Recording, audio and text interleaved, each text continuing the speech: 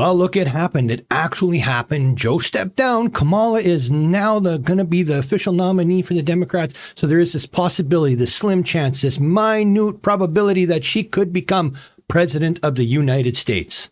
So we kind of got to buckle up for this ride because it could get bumpy. Now, let me clarify. I'm going to have some fun here tonight. I'm going to be a little lighthearted. And after all, I mean, what the hell is politics if you can't laugh at the damn clowns? So first off, I'd like to talk about Kamala's laugh. I mean, that laugh, it's been described as a cross between a hyena and a car alarm. You think you just fell out of a coconut tree?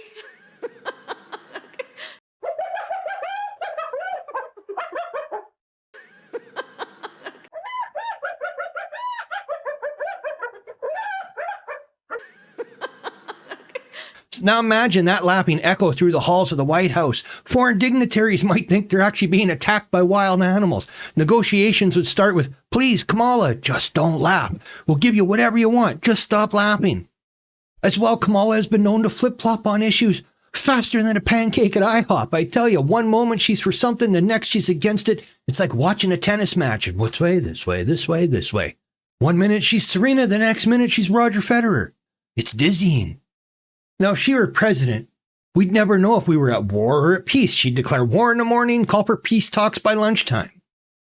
And definitely, her time as California's Attorney General has given us plenty to laugh about. I mean, remember when she was criticized for keeping inmates in prison to use them as cheap labor? I mean, that's some 19th century thinking right there. It's like she took a page out of the How to Run a Victorian Workhouse manual.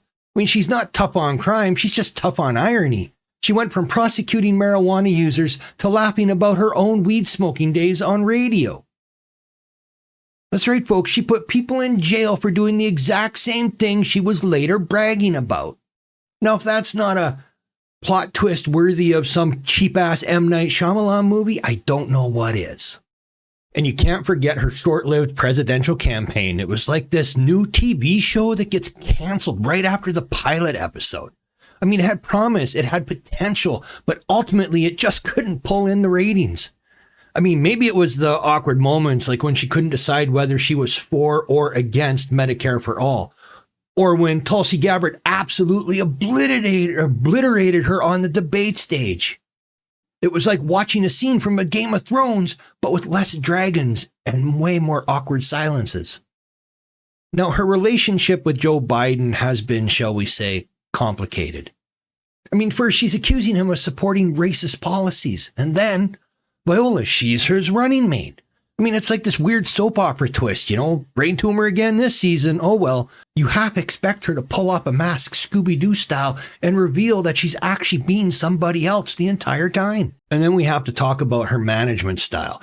I mean, reports say that she runs her office with all the warmth and the camaraderie of a North Korean labor camp. I mean, staff turnover rates are higher than the national debt, and morale is lower than the approval ratings of anyone in Congress. Now, if that's how she runs her office, imagine how she'd run the country. The United States would be one big HR nightmare. Every time she walks into a room, half the staff might dive under their desk, while the other half start updating their resumes. Foreign policy would definitely be a riot. I mean, can you picture Harris in a tense negotiation with Putin? I mean, she'd probably start with that famous laugh, you know, causing Putin to wonder if he's on some hidden camera punk show. And with her tendency to mix up stances, she might just end up offering Alaska back to Russia. You know, it would go something like, oh, you want Crimea? Sure. Well, how about Alaska too? Shit, maybe we'll even throw in Texas as a bonus. And on her economic policies, she's been known to embrace ideas that are as solid as Jell-O salad, I swear. I mean, you take the Green New Deal, this proposal for the economic sense of spending your life savings on lottery tickets. Sure, it might work out, but the odds are slim, and you'd probably end up broke and living in a van, which seems to be popular shit on YouTube. You know, and if she were president, we might all be living in eco-friendly yurts, riding bicycles to work, and bartering with chickens instead of dollars. And let's not even get started on her culinary skills. I mean, imagine the state's dinners: tofu turkey, kale smoothies, and quinoa everything. I mean, foreign leaders would just leave hungry. You know, came for a summit and all I got was this lousy chia seed pudding. Now, her public speaking could be another adventure in itself. I mean, remember the speech where she compared school children to a little yellow school bus? Inspiring stuff, wasn't it? I mean, as president, every address would be a grab bag of metaphors and similes that make you question if you're listening to a leader or a Dr. Seuss book. I mean, we're going to fight justice with a cat, in a hat, on a mat, with a bat. And her stance on healthcare would be equally entertaining. I mean, Medicare for all, but also private insurance, but also not really sure. It's like ordering a pizza with every possible topping because you just can't decide. I mean, her healthcare plan might include everything from acupuncture to Zumba classes just to cover all bases. So, I mean, in conclusion, I have to say Kamala Harris as president would definitely be a mix of comedy, confusion, and chaos. I mean, sure, it would be entertaining, but do we really want a presidency that feels like a sitcom or a circus clown show?